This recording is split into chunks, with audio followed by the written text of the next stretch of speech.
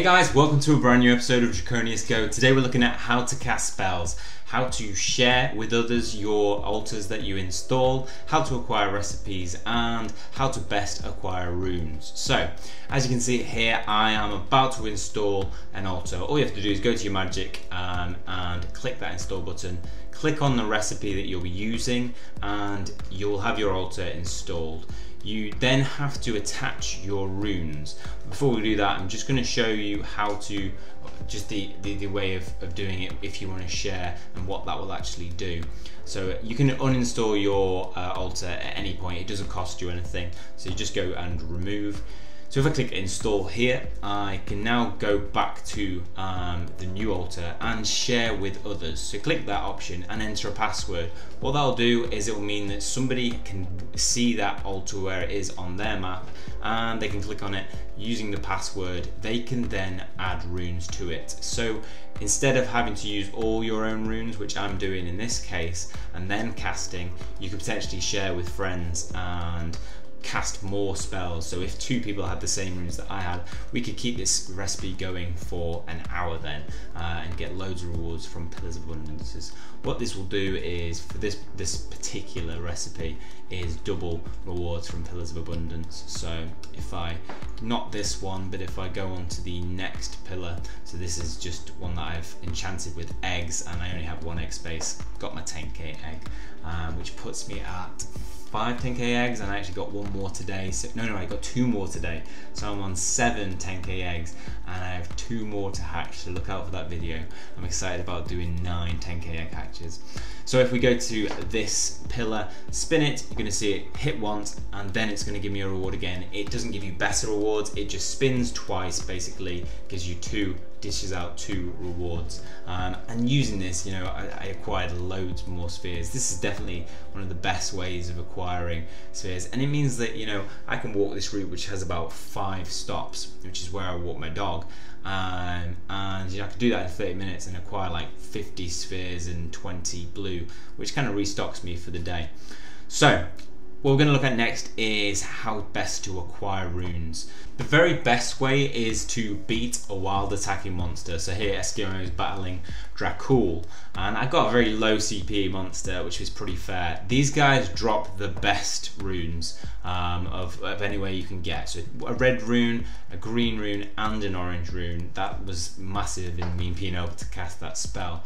So these things drop, they aren't encountered by walking on a certain space. If I leave my phone open for 30 minutes, I can come back to it and it will say wild monster attacking without having moved. So it seems to be a time-based thing. So if you aren't doing anything, just leave your phone on charge, you know, with the screen on, and you'll pretty much get one.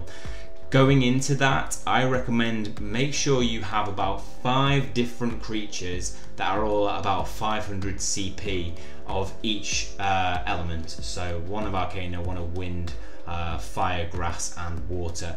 That way you're going to be prepared. They typically are between 500 and like 1,300 CP, the ones that I've been getting.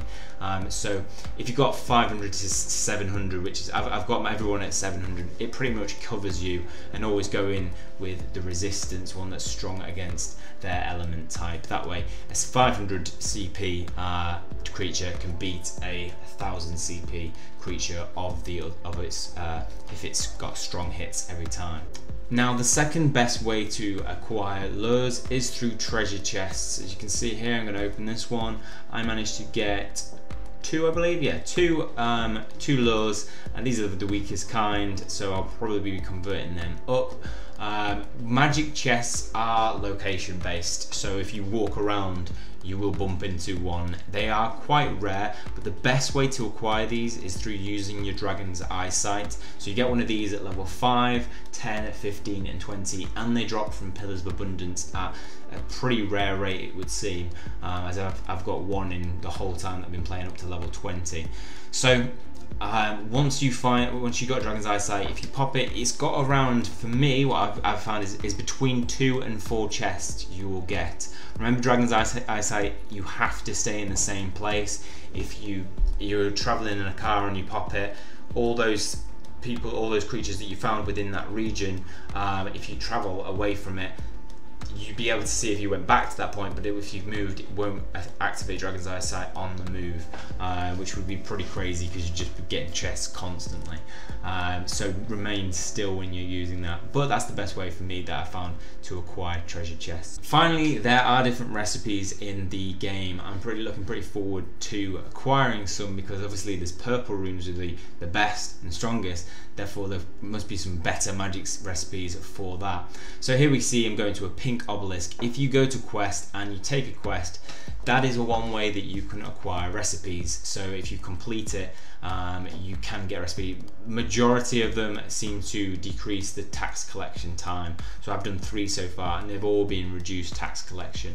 And they range between catching monsters of certain type, from 40 in that type you've just seen, to 12 as the lowest one I've got. My current quest is Way of Abundance. That's asking me to walk along a series of pillars of abundance, activate them. Each next pillar will be highlighted. I have to do 30 pillars, and it's not just any 30. You have to follow the next highlighted one. So went on a walk just this evening. I reckon I'm going to do the rest of that tomorrow. So I'm hoping that one is going to be one of the ones that gives recipes, but you can complete daily quests and get recipes that way. If anybody knows of any other way to get recipes, let me know in the comments section below. I'm hoping that there might be something to do with libraries. I can only confirm that tomorrow once my 13 hours, because I've done a retraining of a creature, and I'm just waiting to see if actually, when that comes down, do I have another chance of getting another spell from a library? We shall see. Okay, well that's all for this video. Hopefully you've enjoyed it. If you have, please hit that like button and hit subscribe to keep up to date with future content. As always, if you've got any comments or questions, put them down below and I will do my very best to answer them. That's all for this video. See you soon.